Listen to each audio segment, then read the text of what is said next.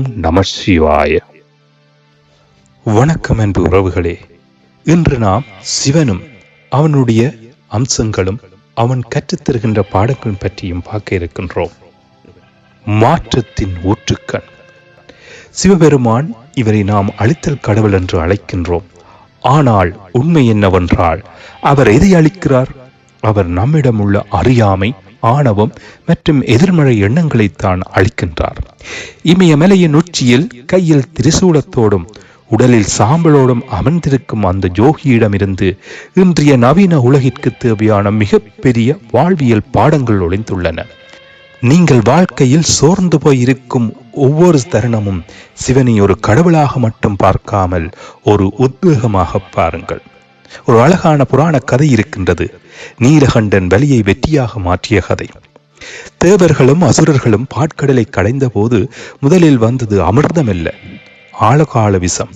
உலகம் அழியப் போகிறது என்று அனைவரும் அஞ்சி ஓடிய போது சிவன் அந்த விஷத்தை அப்படியே ஏற்றுக்கொண்டார்.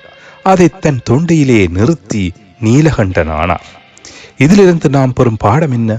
வாழ்க்கையில் நமக்கு வரும் விமர்சனங்களும் அவமானங்களும் தோல்விகளும் அந்த விஷத்தை போன்றதுதான். அதை இதயத்திற்குள் கொண்டு சென்று உங்களை நீங்களே அழித்துக் கொள்ளாதீர்கள், அல்லது மற்றவர்கள் மீது உமிழாதீர்கள். அந்த வலியை உங்கள் தொண்டையிலே நிறுத்தி அதை ஒரு வைராக்கியமாக மாற்றுங்கள். உங்கள் வலியை உங்கள் அடையாளமாக மாறட்டும். உங்கள் கவனச்சிதறலை எரித்துவிடு என்று சிவன் அழகாக சொல்லுகின்றார். சிவனின் நெற்றிக்கண் இது ஒரு ஞானத்தின் அடையாளம். காமதேவன் சிவனின் தவத்தை கலைக்க முயன்ற போது அவர் தனது 3வது கண்ணை திறந்து அவனை எரித்தார். இதிலிருந்து நாம் பெறும் பாடம் என்ன? இன்று நாம் இலக்கை அடைய விடாமல் தடுக்க எத்தனையோ கவனச்சிதறல்கள் நம்மை சுற்றியுள்ளன. சிவனின் 3வது கண் நமக்கு சொல்வது இதுதான். வழி உலகத்தை பார்ப்பதை நிறுத்திவிட்டு உன் உள்நோக்கி பார்.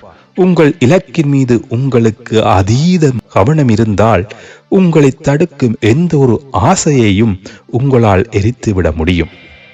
அவர் தலையில் இருக்கும் சந்திரன் எப்பேற்பட்ட சூழலிலும் மனதை அமைதியாக வைத்திருக்க வேண்டும் என்பதை குறிக்கிறது. சுடுகாட்டில் இருந்தாலும் அவர் ஆடும் ஆனந்த தாண்டவம் எந்த சூழலாக இருந்தாலும் உள்ளுக்குள் மகிழ்ச்சியாக இருக்க முடியும் என்பதை நமக்கு கற்பிக்கின்றது. அடுத்து அவர் எங்களுக்கு சொல்வது, எதற்கும் அஞ்சாதே. சிவன் கையில் இருக்கும் உடுக்கை ஒளியின் தொடக்கம், அதாவது படைப்பின் தொடக்கம். திரிசூலம் நம்மிடம் இருக்கும் 3 குணங்களை, சத்வ, ரஜஸ், தமஸ் என்ற 3 குணங்களையும் சமநிலைப்படுத்துவதை குறிக்கின்றது. வாழ்க்கை என்பது ஒரு சுழற்சி. இன்று நீங்கள் வீழ்ந்து கிடக்கலாம், ஆனால் சிவனின் தாண்டவம் போல ஒரு எழுச்சி உங்களுக்குள் ஒளிந்து கொண்டிருக்கின்றது. பயத்தை வென்றவன் தான் சிவம். எனவே உங்களை நீங்களே செதுக்குங்கள், தடைகளை தகர்த்தெறியுங்கள், உங்களுக்குள் இருக்கும் அந்த மகாதேவனை தட்டி எழுப்புங்கள். ஓம் நம சிவாய.